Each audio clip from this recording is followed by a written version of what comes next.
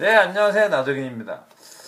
이번에 질문하신 분은 이제 그 가슴이 너무 아파서 저기를 한번 찾아보니까 이제 심장병이다. 주변 심장병이라고들 하고 그랬다는 거죠. 근데 병력을 보니까 이제 천식이 있어서 급하게 뭐 천식 때문에 쓰러진 적도 있고 폐 기능이 늘 여러 번 좋지 않았다. 이런 것도 있고요. 근데 이제 천식은 심해도 폐 사진을 찍으면 이제 별게 없다 그러는데 천식의 경우는 사진에 잘 안 나옵니다. 그리고 약간 공기가 좀 많은 정도 밖에 안 나오고. 근데 이제 폐 때문에 가슴이 아프지는 않죠.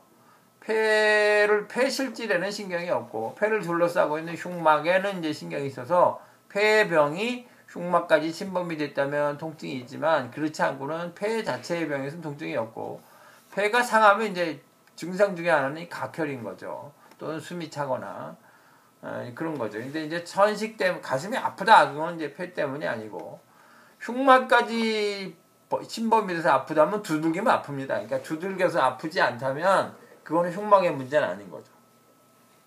그 다음에 이제 가슴이 눌리고 아프고 막 숨 쉴 때마다 어떤 때는 칼로 찌르는 것도 같이 아프고 그래서 이게 무슨 병이냐 고칠 수 있냐 이러는데 이런 거 같이 이제 그 가슴이 아프면 걱정들을 많이 하시는데 이제 협심증이 제일 걱정이 되시는 거죠.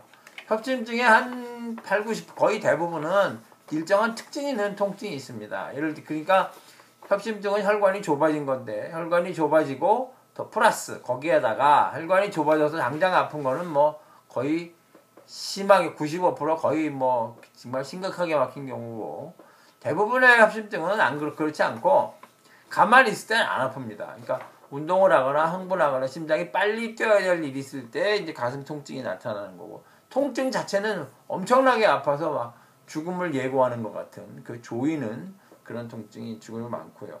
또 왼쪽 어깨나 팔로 방사되는 그 통증이 있을 때 그냥 어깨가 아프다고 왼팔이 아프다고 심장병을 의심하실 필요는 없고 통증이 있을 때 어깨나 팔로 방사되는 통증이 있는 것이 특징이고요.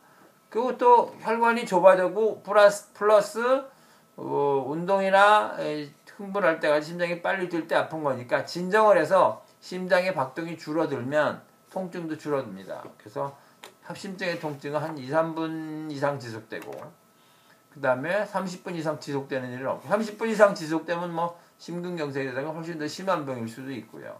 또는 아픔의 정도가 그리 심하지 않은데 오래 가는 경우인데 그건 이제 심근경색이 아니고 심근경색은 특징적으로 막 도저히 견딜 수 없기 때문에 막 그 포즈가 가슴을 부여안고 땀을 뻘뻘 흘리면서 오는 이런 포즈를 보고 의사들이 심근경색이다 이렇게 알 수 있을 정도의 특징적인 포즈가 있습니다. 그러니까 일반적으로 아픈 거는 그냥 심근경색이 아니다 이렇게 생각하시면 되고요.